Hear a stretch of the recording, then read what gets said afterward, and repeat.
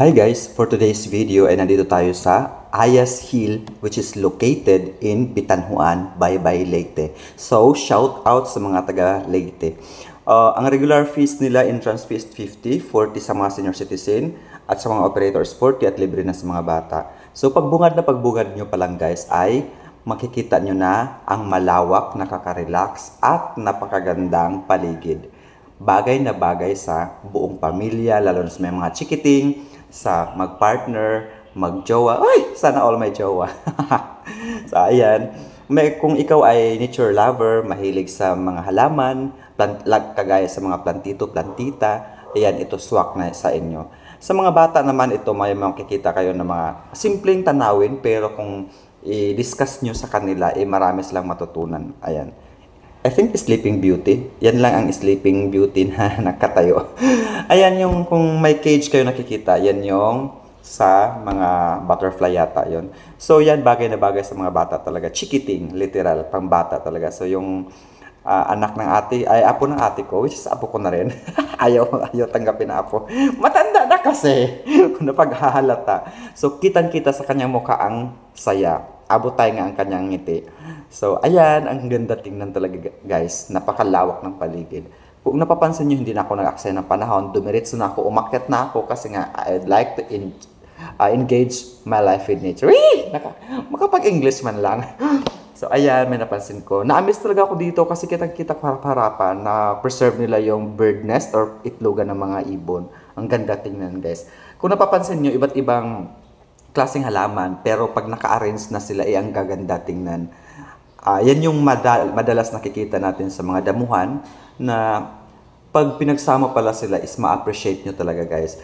Kung ikaw ay lugmok na lugmok, malungkot at depressed, or may kasama ka kaibigan na ganun, or jowa mo mag-aaway kayo, yayain mo dito para maging mas close pa kayo at mabawasan ang galit or tampo sa sarili. Ay, sana all my jowa talaga.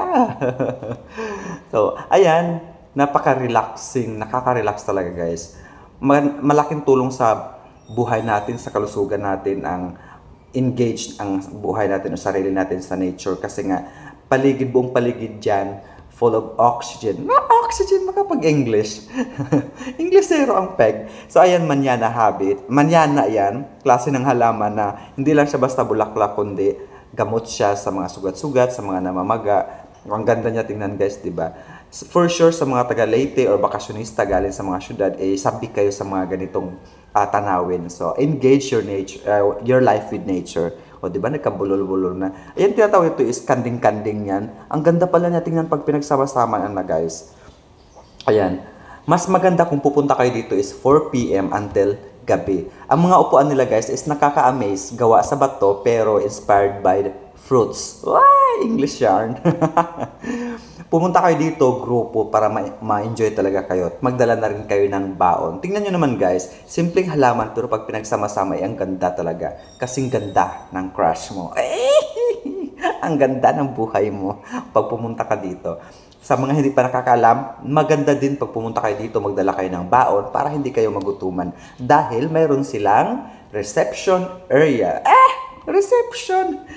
Kantin or kainan na pwede nyong gawing venue pag nag-picnic kayo. Pero mas maganda talaga kung doon kayo sa mga halamanan guys, sa mga upuan, sa mga tabi ng mga halaman kumain. Pero syempre huwag kayong magkalat guys.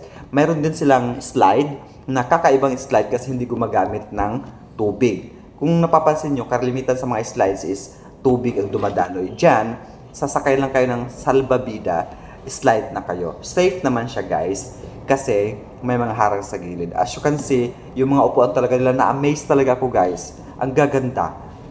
Tapos, yung mga puti, yung puti sa harapan, makikita kung napapansin nyo is, akala nyo clouds. Pero dagat yan guys. O, diba? Kitang-kita sa inyong mga mata. Ang ganda. O, diba? So, sa mga nandyan, malapit sa mga Liteños na gustong ma-relax, ma-engage sa nature, sugod na sa Ayas Hill which is located in Bitanhuan, Baybay City, Leyte. Napakaganda, hindi kayo magsisisi. Isama na ang inyong mga mahal sa buhay, sa iyong jowa. Sana all talaga may jowa.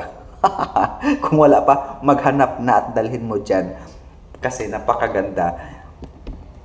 Ayan. Siyempre, huwag niyong kalimutan mag-picture-picture para siyempre hindi kayo magsisisi na wala kayong souvenir.